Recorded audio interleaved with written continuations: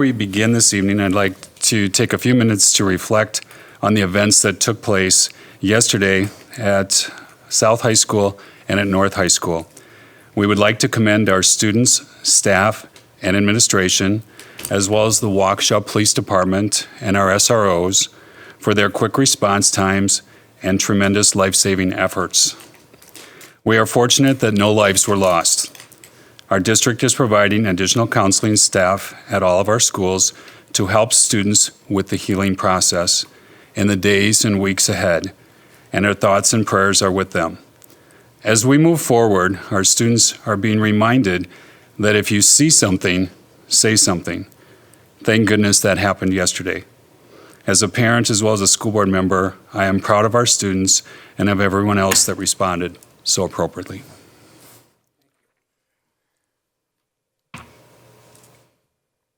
Moving into our agenda then, under general business, the first item there, Stacy, could you verify that the meeting has been properly posted? Yes, it has. Thank you very much. The next area, opportunity for citizens to speak. And I think we have one person tonight. Stacy, is that correct? Yes. We have Paul Reese. Welcome, Paul. Just a reminder to all speakers that you do have 3 minutes.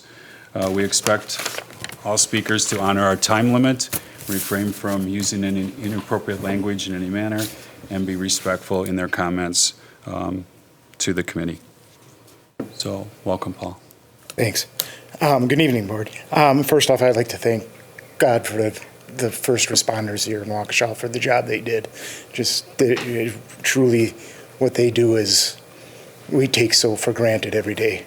And anyways, I wanted to talk about last school board meeting. I stood up and I spoke about the Bethesda and about on a website my wife goes to. I think it's called ourstudents.org or something like that. I'm sorry, I was in a rush to get here.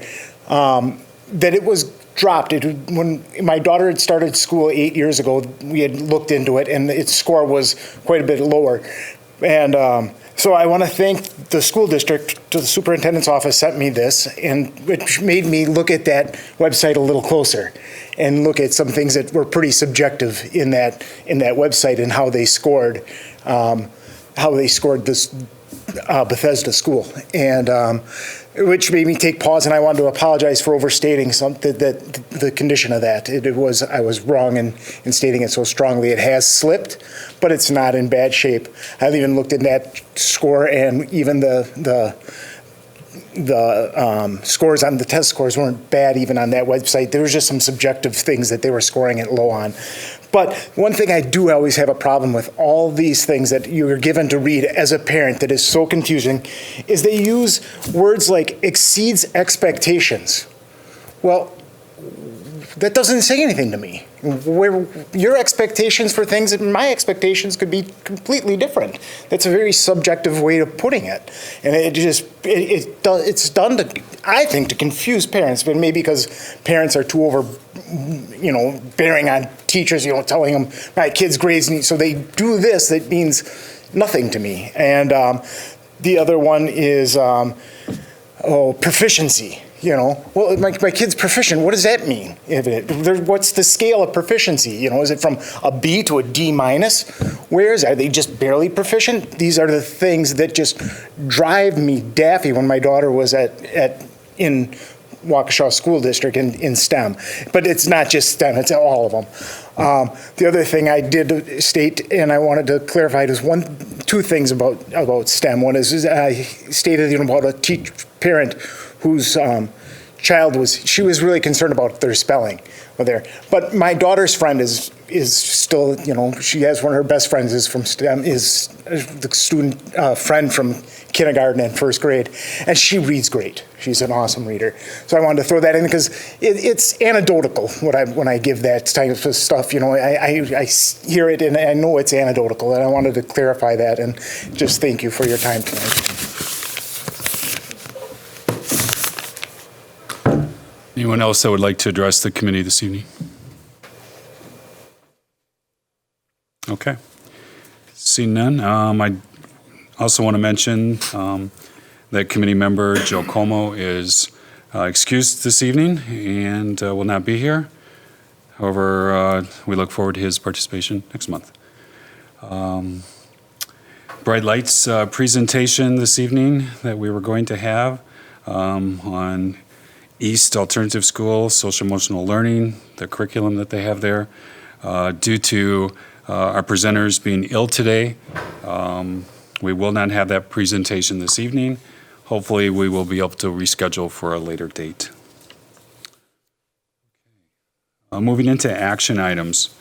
The first action item, approval of the teaching and learning committee meeting minutes from our meeting on November 5th, 2019. I move for approval. Second. Second. We have a motion and second for approval of the minutes from our meeting on November 5th. Any further discussion, questions, comments, corrections? Okay. Seeing none, I'm going to call for the vote on approval of our minutes from November 5th. All in favor, please say aye. Aye. All opposed? No. Motion passes. Stacy 4-0. The next action item, approval of baking for culinary, WCTC transcripted course. We have Dan Keyser here tonight to present some information, additional information. So we have a new course that will be offered as part of the Culinary Arts Pathway following Culinary Arts or Chef Foods with an emphasis on pastry and baking. So we'll turn it over to Dan. Good evening, and appreciate the opportunity to come and formally ask on behalf of Molly Hoppenshield and the teachers who've worked to design this course, and ask for the board's approval of adding this course to the course catalog for the next school year. You had opportunities to hear presentations the last two board meetings, and so I'm here to entertain any questions and formally ask for approval. Mr. Baumgart. And just simple question, have you changed anything since we talked about this last month? No changes. Okay. Correct. Yep. The questions for Dan. Move for approval. Okay, thank you. Seconded. Oh, Amanda's got it. And a second. Second. So it's been motioned and seconded for approval of the course baking for culinary. Let's vote on that at this time. All in favor, please say aye. Aye. Aye. All opposed?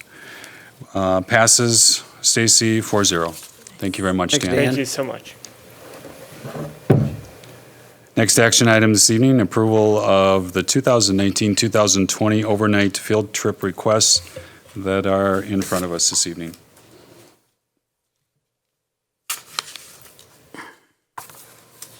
Any questions or comments for Jody or Stacy?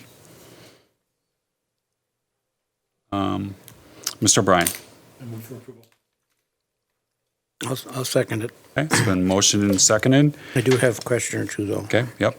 Any further discussion or questions? Mr. Baumgart. Well, I already talked to Stacy about this, but it might be important to just translate that first one, Stacy. There's some confusion in my mind on, let me get to the right one. Well, that's the coding, right?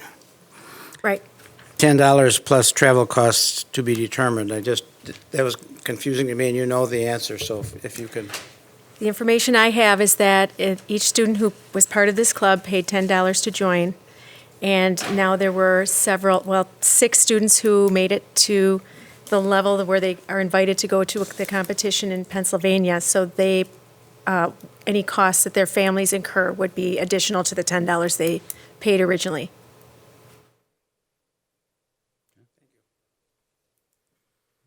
Let's see.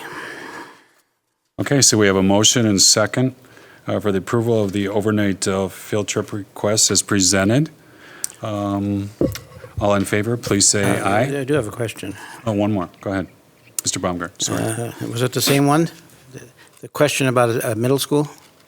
That's the same one, right? Okay, do you want to, we have the policy, I think we have to clear this up as to why this is in here.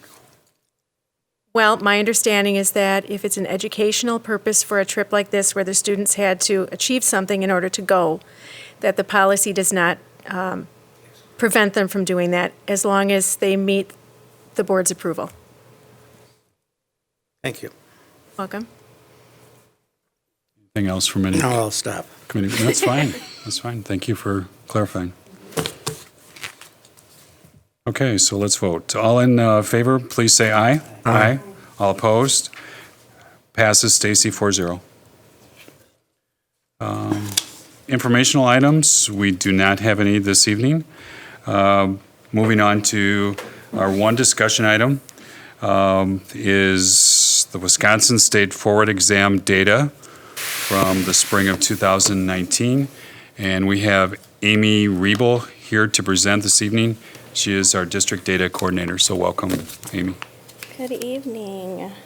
Just going to make sure I can get connected here.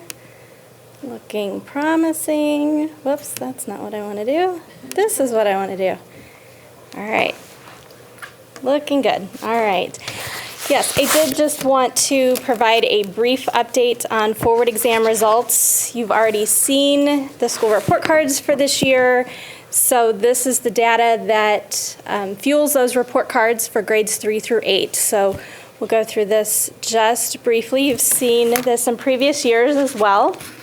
Just as a reminder, our 3rd through 8th graders all take the English Language Arts and Math forward exam. Our 4th and 8th graders are also tested in science, and our 4th, 8th, and 10th graders are tested in social studies.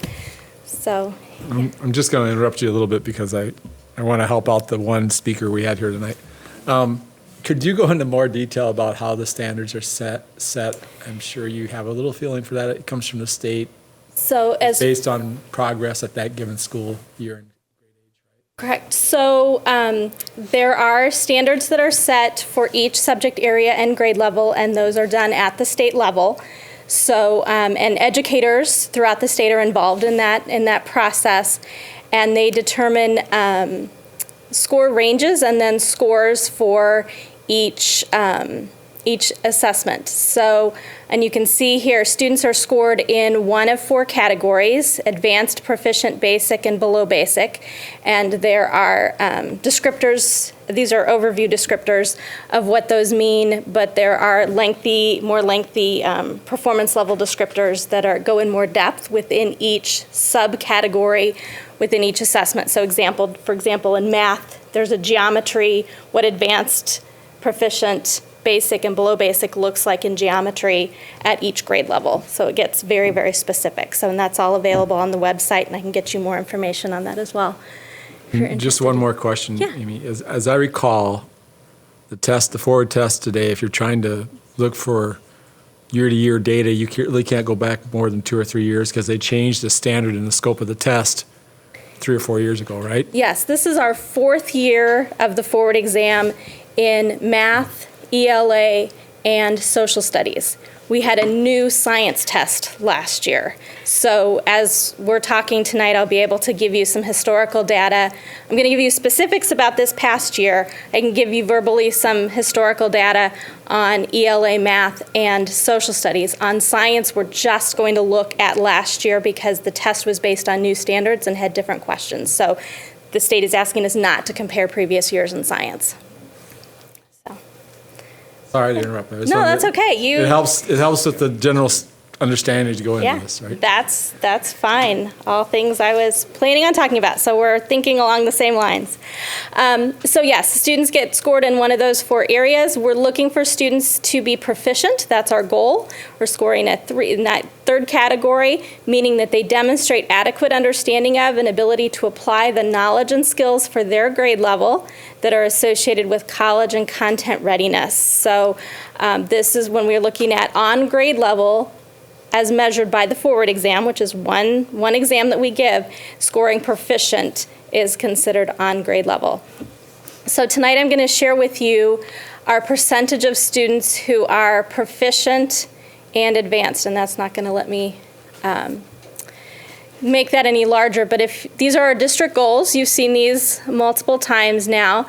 Our goal was for third graders last year to score, or for 55% of our students to score proficient or advanced on the forward exam in third grade ELA, and our goal for last year was for 60% of our 4th through 8th graders to score proficient or advanced.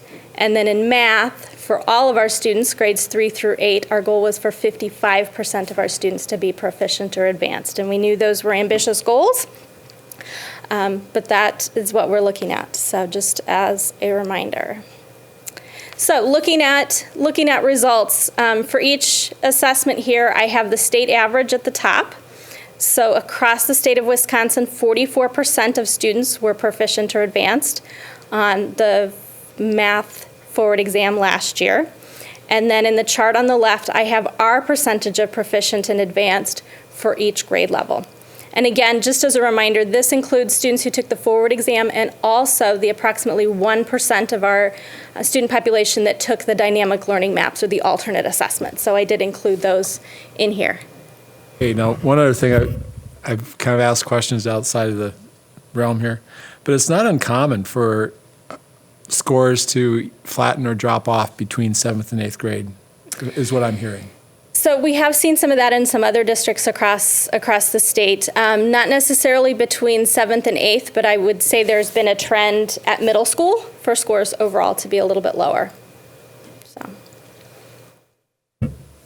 So this is what what math looks like on the forward across our grade levels. Let you take a look at that. Yes. Question on the numbers. Yeah. The state average 44%, is that a compilation of all Yes. things? It's not by grade level? No, I did not divide that by grade level. So across the state, 44% of students were proficient or advanced. Pardon? All grades, 3 through 8. Mm-hmm. But I was asked to break ours down by grade level since that is how our district goals were written. We were planning on looking at that by grade level. So. More useful. Just gets to be a lot of numbers if we start looking at state average. I try to minimize the numbers. I know I throw a lot at you. So. If we go back to 2016, we've seen overall increases in 3rd grade, 4th grade, 5th grade, and 6th grade over the 4 years.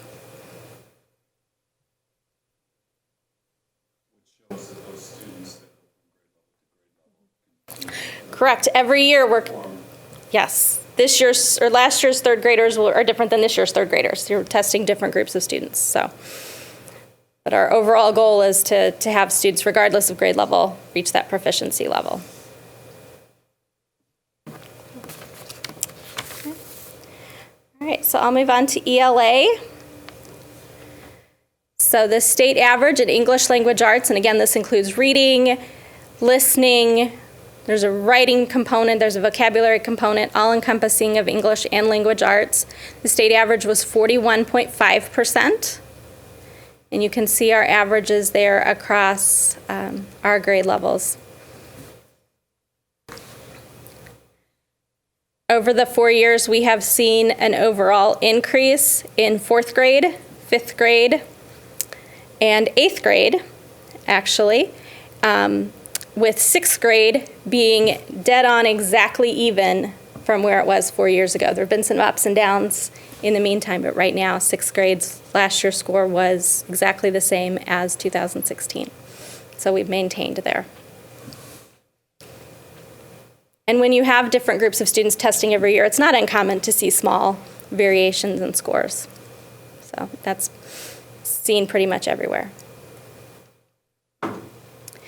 So ELA and math are the 2 subjects that make up the accountability report cards. So that's what we're measured on for those report cards. We have 2 other areas, as I mentioned before, where we test. One is science, and we test just our 4th graders and our 8th graders. And again, this was a new test last year with different standards. So over the summer, the DPI pulled teachers from across the state to set the standards for science. What did proficient mean? What did advanced mean? Et cetera, on this particular assessment. So we're not able to compare across years at this point, but we'll start a new trend because we will test our 4th and 8th graders again this year. So 51% of our 4th graders were proficient or advanced, and 50.6% of our 8th graders were proficient or advanced.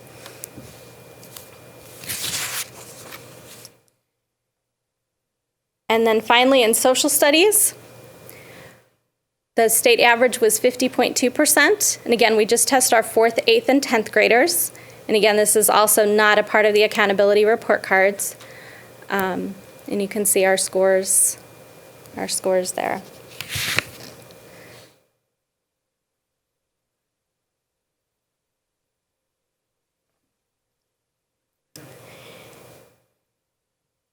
So obviously, there are so many things that we do that impact the instruction that takes place around the state standards that are measured on this forward exam. But just as a reminder, some of the things that have taken place every year when we get the data over the summer, teachers and principals have an opportunity to take a look and really do a deep dive into their school's data. This year, we formalized that a little bit further with action plans at each school.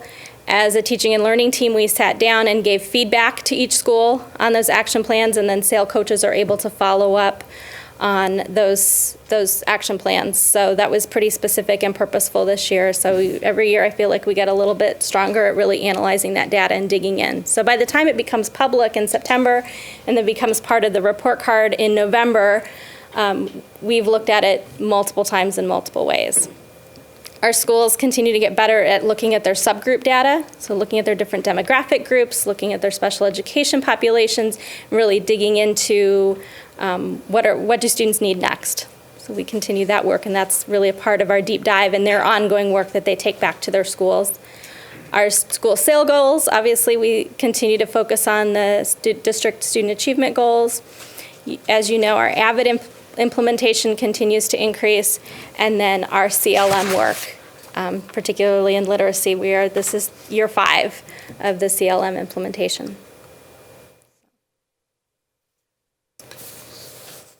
CLM? Comprehensive literacy model. Thank you for catching that. Yep. Second nature, but yes. I get confused easily. No, I'm glad you reminded me. So that's all I have, unless there are other questions. All sorts of questions. Brian. So I guess one of the things when you have forward exams, there's to do a deep dive, there should be deep dives that if we just focus on the positives rather than the ones that, if you do a deep dive into something that's, well, maybe we're not real pleased with how the exam scores have been working out, but if you do a deep dive into something where we've seen some improvements, what do we do when we do that deep dive? Do we look for correlation to an event or to a practice? I guess there's a couple of our schools that have seen some significant improvements on their forward exams. One's Whittier, and then when we talk about the report cards, I think the other thing that gets into it is average year of the progress, if they're going up or going down. Correct. And how they're closing the gaps. So Whittier had a strong card because they scored better, plus they're making good progress upward. Correct. Their students are making growth. And I think the other one, what was the other one that gets Horning. Horning, yeah. Yeah, Horning had some good growth. So so there are multiple layers to that. So, it's important to me that that we, dig into this data and take it very seriously. There are multiple layers to that. Obviously, our schools are looking at classroom data. They're looking at map data. They're looking at, what principals see during classroom walkthroughs. All of those pieces go into the kind of that data analysis and successes and needs, and really build the theory of action and the 100-day plan for the school, that SAIL process that we use. So all of that is a ongoing, continuous improvement process. So does that make sense? When I look at Whittier as an example, I mean, many years ago, that was kind of a crazy place to be when you went into the school, and we had a good principal there, and she was making some changes to try and get it on the right track. And one of those changes that she made was getting a 4-year-old kindergarten at the school rather than off-site of the school. And that was done about 4 or 5 years ago. And I think that's what you see is when you make those type of changes in the early grade levels, you're not going to see that in 4th and 5th graders that had nothing to do with 4-year-old kindergarten, but you might see it once those 4-year-old kindergartners work their way up into 3rd, 4th, and 5th grade. And I think that's one of the things we're seeing at Whittier in terms of improvement. The kids are more disciplined, they're more attuned with being in school for the right reasons, and the parents are more involved if you get them involved earlier in their child's education. So I see a lot of good things happening at Whittier. I mean, I would think the trend would continue to be up for that school. So those are the types of things that I think a deep dive would say, those are things that would be impacting. I think that's one thing we, are continually reminded of in the work that we do, is that there's no one thing. It's a compilation of a lot of different things that educators at all levels are doing that make a difference. So it's complex. Yeah, I mean, if work that we do. If you do something well in 4th or kindergarten, 4K, then it has to carry through the next teacher and the next teacher. It's a 5-year, 6-year plan for those. And when we look at those children that went through there earlier, as they moved through the system, they struggled all the way through the system.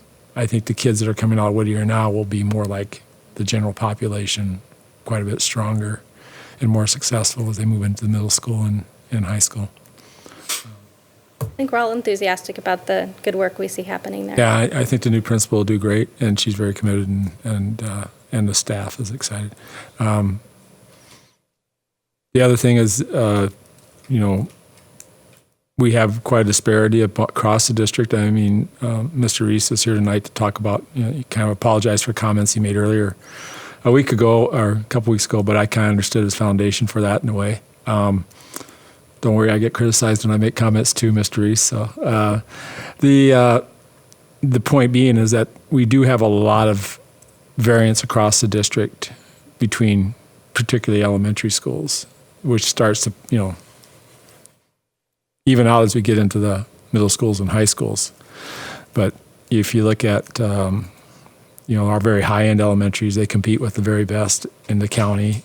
And the ones that struggle, we're making very excellent average yearly progress. So I don't think that we're in a terrible bind, but we do have a lot of work ahead of us still, right?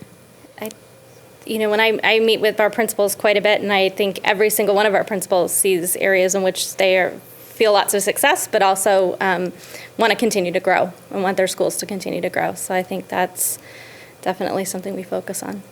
Yeah. Mr. Baumgart. Amy, one of the things that disturbed me a little bit was our level on science. Compared to the state averages, we're down all the way around. Yet that's the first time we've run that test, is that correct? That's correct. So it's very difficult to go back and find out whether we're growing or slipping. Right. So what do we do? Well, I think at this point, as we continue to, teachers become more familiar with the new standards and also become more familiar with the new test. We had just a few sample items last year. We'll have a few more sample items this year that will be helpful to us. We'll continue. We have seen overall across the state, as we give the test more years, we're becoming more familiar with the process and the standards and, the types of questions, and getting more opportunities to look at sample items, that kind of thing, and all of those things do help. So. And just so there's no misunderstanding, that is not teaching to the test. No, I'm glad you brought that up. If the standards measure what we want students to learn and we're teaching the standards, that's a good thing. So, Yes. Yeah, it was Yeah, we're just- not taking old copies of the I want test. that and- massive audience yeah. out there misunderstanding what we were doing. No. If the test measures the standards we want students to learn, we need to be teaching those standards. Thank you. Mr. Bryan. Yeah, so, when it gets down to teaching to the test, you really don't teach to the test anyway. It's just that you're making sure that what you're teaching will allow you to score well on a test. We need And to most- be teaching and- what's expected. And Yes. most of the schools that show, not in necessarily our district, but schools that are showing phenomenal results are schools that focus on what needs to be done Right. for them to be successful on a test.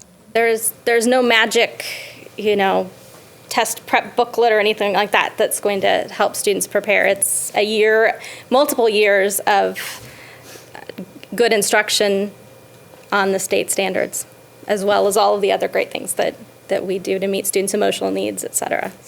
So one of the questions that we have is considering, I guess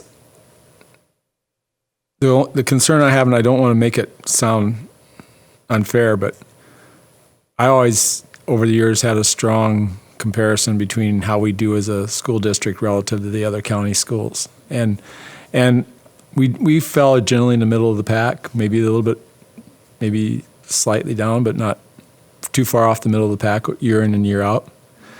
And I don't see that in these scores. I see it where we're a little bit farther down within the county area.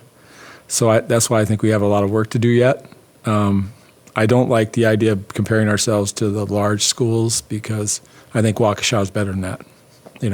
We have been. We've always looked at the fact that we take our diversity as an opportunity to show off rather than as an excuse. And that's been our pride and joy, is that how we handle a diverse population and how successful we are with them. And it should never be the fact we have social economics that are more challenging doesn't change anything. We still have to achieve at a level that makes us competitive with the school districts around us, not just the big school districts who aren't around us. They don't really count. Anything else? I think it's interesting for some people that might not be aware, Amy, that if you are a student in special education program with an IEP, let's say you're a third grade student reading at a first grade level, you take the third grade state test just like everyone else does. Yes. There could be a few accommodations to that, but Correct. very few. So you're taking a third grade reading test if you're reading at a first grade level. That's not just in Waukesha, that's across the state. Correct. Many kids struggle with that in that sort of situation. And I also want to commend you and Jody and your team for all the work that you're doing. The forward exam is a really high stakes test. In and of itself, if it just was on its own, I don't think our results would obviously be as good. All the work behind the scenes, all the SAIL work has, I believe, increased those scores and will continue to show growth in years to come. So I really appreciate all the work you're doing personally, Jody, all the administrators and staff. It's a high-stakes test, and we realize that, and you're putting a lot of behind-the-scenes work into that to make sure that those results are as effective as possible. Well, thank you. We have a great team, and that's really committed to every day making it better for kids. So. Then I always have the question, how do we get kids to take the test more seriously? Not all students, but some students. That's the million-dollar question. I think continuing to build relationships with kids and helping them to understand how this process can be helpful to them, how we use the data. Right. That can be a tough challenge for sure. Right. So. But involving them and Yeah. helping them in at their level realize the importance of those tests, not only for themselves, but for the school and for the district.